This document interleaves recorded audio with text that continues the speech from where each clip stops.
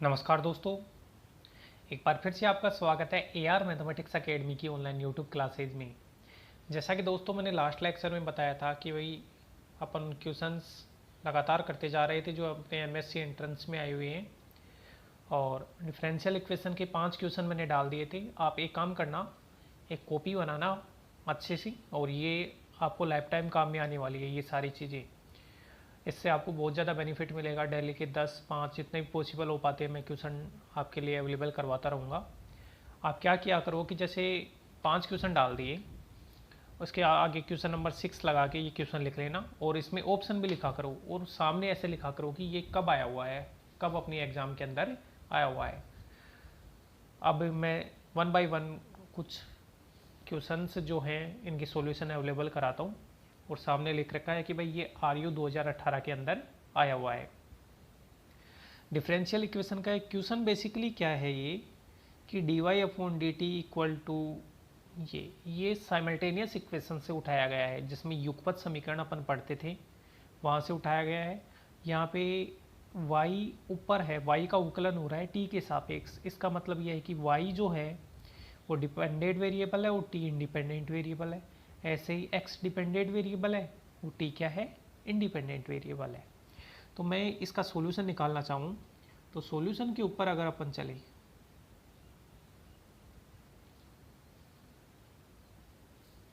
अच्छा ये एक बार मैं क्वेश्चन को चेक कर लेता हूँ। तो क्वेश्चन में थोड़ा सा फॉल्ट है इसमें भाई। आप इसमें ये करो, इसको D Y upon D T करो, D Y upon D T बराबर ओमेगा एक्स, और इसको करना D X upon D T. देखो मैं दोबारा लिख देता हूँ इसको, D X upon D T ये तो है माइनस का ओमेगा वाई, और ये जो है D Y upon D T ये है ओमेगा एक्स। ओके, तो ये देख लेना। अब साइमल्टेनियस इक्वेशन है तो अपन क्या करेंगे, जैसे मान लो इसको लेके चलता हूँ मैं, तो एक बार अवकलन करो आप t के सापेक्ष, तो D two X upon D T square equal to minus omega तो कांस्टेंट है, और ये बन गया D Y upon D T. और D Y upon D T की जो वैल्यू है यहाँ से पुट कर दो आप ये वैल्यू, तो ओमेगा एक्स पुट करोगे तो माइनस का ओमेगा स्क्वायर एक्स बन गया, और तो ये बना D two X upon D T square plus का omega square X equal to 0। इसको मैं लिख सकता हूँ D square plus omega square X equal to 0। यहाँ पे कैपिटल डी की वैल्यू हो गई D upon D T, right. अब दोस्तों ये अपना अचर गुणांकों वाला रेखी का उकल समीकरण बन गया। तो वहाँ से x की जो वैल्यू होगी डायरेक्ट लिख देता हूँ मैं। होता क्या है इसमें, सोल्व कैसे करते हैं भाई, सहायक समीकरण लिखा जाता है, d को m में रिप्लेस किया जाता है, फिर ये बनेगा M square plus omega square equal to 0। ये एफ डी इंटू एक्स बराबर 0 है, राइट साइड में 0 है, तो इसका पी आई तो निकलेगा नहीं, केवल सी एफ निकालना पड़ेगा। तो यहाँ से m की वैल्यू आएगी plus minus omega iota, plus minus omega iota, तो ये बन गया C1 कोस ओमेगा, और इंडिपेंडेंट वेरिएबल t है तो C1 कोस omega t plus C2 sine omega t। ये x की वैल्यू आ गई। ये बेसिकली CF आया है, लेकिन CF जो होगा वही सॉल्यूशन हो जाएगा, क्योंकि जैसा कि आप डिफरेंशियल इक्वेशन बुक में पढ़ के आए हो कि राइट साइड में 0 होता है तो पी आई नहीं निकलता है। अब x की वैल्यू ये आ गई। अब अपने को निकालनी वैल्यू किसकी है, y की वैल्यू निकालनी है, तो आप यहाँ से इसको काम में लो। ये बेसिकली क्या लिखा हुआ है, देखो ये लिखा हुआ है D Y upon D T equal to omega X, तो ओमेगा से गुणा कर दो, ओमेगा C1, ये x की वैल्यू यहाँ पे पुट कर दूंगा मैं, तो ओमेगा C1 कोस omega T plus omega C2 sine omega T, right. तो y की वैल्यू कैसे निकालेंगे भाई, t के सापेक्ष इंटीग्रेट कर देंगे। अब t के सापेक्ष इंटीग्रेट करेंगे तो कोस का इंटीग्रेशन क्या होता है, साइन, तो C1 साइन ओमेगा टी, और नीचे ओमेगा आएगा, वो ओमेगा इससे कैंसिल आउट हो जाएगा, और ये बना माइनस C2 कोस ओमेगा टी, क्योंकि साइन ओमेगा टी का इंटीग्रेशन होता है माइनस का कोस ओमेगा टी। C2 कांस्टेंट है ऐसे कैसे, और नीचे ओमेगा आएगा वो इस ओमेगा को कैंसिल कर देगा, तो ये y की वैल्यू आ गई। अब दोस्तों आप एक चीज़ देखो ध्यान से, अगर मैं X square plus Y square निकालना चाहूँ, X square plus Y square निकालना चाहूँ तो इसका स्क्वायर करूँगा तो वो बनेगा c1 cos square omega T, c2 sine square omega T, और 2ab की टर्म आएगी। ऐसे ही इसका स्क्वायर करेंगे तो ये बनेगा c1 sine square omega T, तो c1 cos square omega T और c1 sine square omega T, तो वो तो हो जाएगा c1 स्क्वायर, क्योंकि sine square T cos square T तो 1 हो जाएगा। यहाँ से बन जाएगा c2 स्क्वायर, और ये 2ab की जो टर्म आएगी इसका स्क्वायर करेंगे और इसके स्क्वायर में 2ab की टर्म वो कैंसिल आउट हो जाएंगी, तो ये constant c1 square plus c2 square को आप c स्क्वायर मान लो, तो ये बन गया X square plus Y square equal to C square. और X square plus Y square equal to C square जो इक्वेशन होता है वो किसका होता है, एक सर्किल का इक्वेशन होता है, तो इसका ऑप्शन है वो सर्किल आएगा, राइट। आप देख लीजिएगा।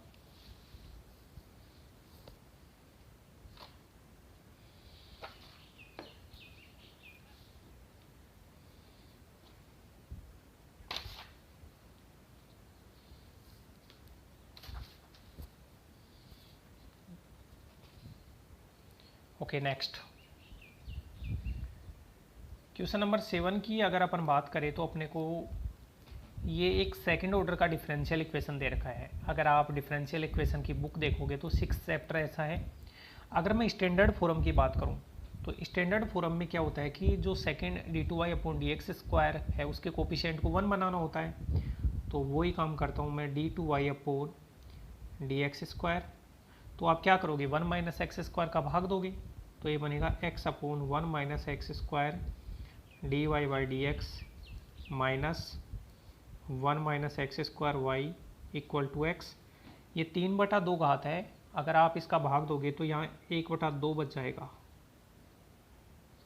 ओके, और जो सेकंड ऑर्डर का जो डिफरेंशियल इक्वेशन होता है उसका मैं स्टैंडर्ड फॉर्म में लिखता हूँ d2y upon D x square plus का px या p लिख दो ओनली, और qxy इक्वल टू rx, कुछ इस टाइप का होता है। तो दोस्तों यहाँ से अगर मैं तुलना करना चाहूँ तो p की वैल्यू वो तो आ गई x upon 1 minus X square, और q की वैल्यू आई माइनस का 1 अपॉन 1 माइनस एक्स स्क्वायर, और ऐसे ही r की वैल्यू आ जाएगी। अब अपन ने जब चैप्टर नंबर 6 पढ़ते हैं डिफरेंशियल इक्वेशन में तो उसमें CF निकालने कुछ तरीके होते हैं, जैसे 1 प्लस पी प्लस क्यू करके देखो, अगर 0 आ जाता है तो y बराबर e की पावर x होता है, वो CF का एक पार्ट होता है। 1 माइनस पी प्लस क्यू करके देखते हैं, अगर 0 आ जाता है तो y बराबर e की पावर माइनस x होता है, वो CF का एक पार्ट होता है। p प्लस क्यू एक्स बराबर 0 आ जाता है तो y बराबर x होता है, वो CF का एक पार्ट होता है। तो आप यहाँ ध्यान से देखोगे ये जो 3 तरीके हैं मोस्टली यही काम में आते हैं। तो p प्लस क्यू एक्स, यहाँ से देखो p तो ऐसे कैसे, अगर मैं q जो आया है उसको मैं x से गुणा कर दूँ, इसको x से गुणा कर दूँ, यहाँ x आ जाएगा और जोड़ दूँ तो 0 हो जाता है। तो p प्लस क्यू एक्स 0 ये पता होना चाहिए, अगर ऐसा होता है तो y बराबर x होता है, वो पूरक फलन का एक भाग होता है। ये सारी चीज़ें आप सेकेंड ईयर में पढ़ के आए हो, राइट। चले आगे।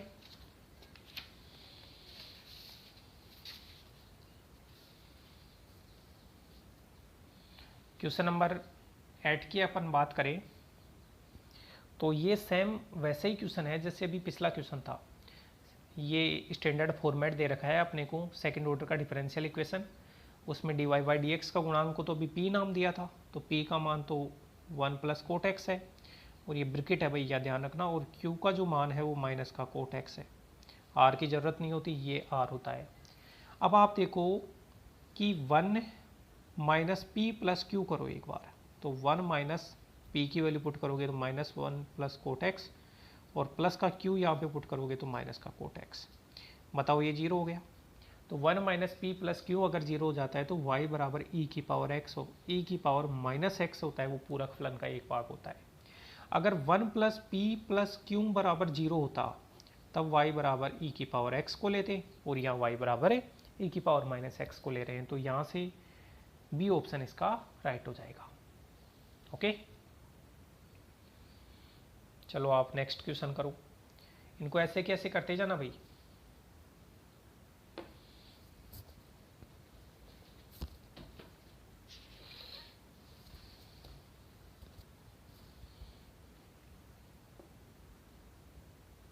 अब दोस्तों ये एक पीडी का क्वेश्चन आ गया, पी क्यू बराबर एक्स वाई। अब इम्पोर्टेंट चीज़ तो ये है कि यहाँ पे पता होना चाहिए पी क्या है होता है और क्यू क्या होता है। तो पी तो होता है D Z upon D X, sorry del Z upon del X, P D की बात है ना, और क्यू होता है del Z upon del Y. यहाँ पे एक्स और वाई तो होते हैं इंडिपेंडेंट वेरिएबल और जेड होता है डिपेंडेंट वेरिएबल। कहने का मतलब इसको ऐसे लिख सकता हूँ, जेड बराबर some function of X Y, right. तो एक्स और वाई इंडिपेंडेंट वेरिएबल हो गए और जेड डिपेंडेंट वेरिएबल हो गया। तो इसको अगर अपन सोल्व करें तो मैं एक काम करता हूँ कि अपने को दिया है पी क्यू बराबर एक्स वाई, क्या मैं इसको ऐसे लिख सकता हूँ पी अपॉन वाई बराबर एक्स अपॉन क्यू, कोई ऑब्जेक्शन नहीं है, क्रॉस मल्टीप्लाई करने से। इसके बराबर में कोई कांस्टेंट ए मान लेता हूँ मैं, भाई इन दोनों का पी अपॉन वाई और एक्स अपॉन क्यू का जो रेशियो है, अनुपात है, वो बराबर है, तो मैंने ए मान लिया। ठीक है, अब इस टाइप के जो भी डिफरेंशियल इक्वेशन होते हैं उनका जो सॉल्यूशन होता है दोस्तों वो होता है डी जेड बराबर p d x plus q d y. इस टाइप का सॉल्यूशन होता है, डी जेड बराबर होता है पी डी एक्स प्लस का क्यू डी वाई। ये ध्यान रखना है आपको, ये पी डी के अंदर पढ़ाया हुआ है भाई। अच्छा, अब देखो मैं इनको लेता हूँ, जैसे p अपॉन वाई बराबर a है तो p की वैल्यू तो रख देता हूँ ए वाई, तो ये बन गया ए वाई डी एक्स। और क्यू की वैल्यू रख देता हूँ मैं, क्यू की वैल्यू यहाँ से निकालना चाहूँ तो एक्स अपॉन ए, भाई इसकी इसकी तुलना करूँगा तो एक्स अपॉन ए, और ये बन गया डी वाई, और ये अपना बन गया डी जेड, राइट।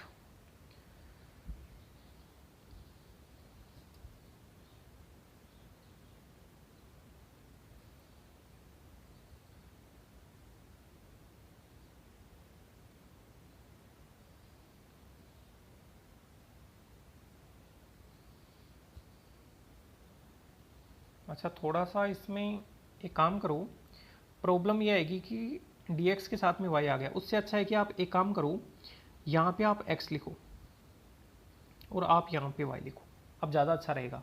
क्योंकि p की वैल्यू आप यहाँ से जब इसको काम में लोगे p अपॉन एक्स बराबर a लोगे तो p बराबर हो गया ax, तो p की जगह तो आप यहाँ पे पुट कर दोगे, क्या पुट कर दोगे ax dx, और अब क्यों की वैल्यू कितनी हो गई y upon a d y. Integrate करने में आसान रहेगा इसलिए किया है, वैसे वो भी सही था। अब इंटीग्रेशन करें तो z बराबर बन गया a, ये बन गया एक्स स्क्वायर बाई 2, और ये बन गया वाई स्क्वायर बाई 2a, और कॉन्स्टेंट ऑफ इंटीग्रेशन आप मान लो प्लस का भी। यहाँ पे a भी अभी a तो था वो रेशियो कॉन्स्टेंट था और b भी कॉन्स्टेंट है, तो इंटीग्रेशन कर दिया, ये आया। अब 2a से आप दोनों तरफ मल्टीप्लाई कर दो तो 2az बराबर यहाँ पे a और आ जाएगा, तो a square x square plus Y square और प्लस का 2ab, इस टाइप से 2a से मल्टीप्लाई कर दिया। तो चलो आप सर्च करो, वेरिएबल्स मैच होने चाहिए, ये 2az है, a स्क्वायर एक्स स्क्वायर, तो ये ऑप्शन और ये ऑप्शन तो वैसे ही कट गए क्योंकि एक्स स्क्वायर नहीं है। उसके बाद में वाई स्क्वायर के आगे प्लस होना चाहिए, तो यहाँ माइनस है तो ये भी कट गया, तो ऑप्शन आया अपना ए ऑप्शन, राइट। तो आप ये मत सोचना कि यहाँ पे तो बी है और यहाँ पे 2ab आ गया, ये तो कांस्टेंट ऑफ इंटीग्रेशन है, इससे कोई इफेक्ट नहीं होता है,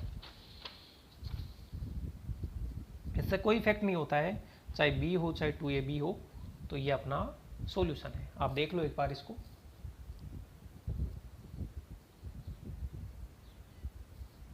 चलिए आगे।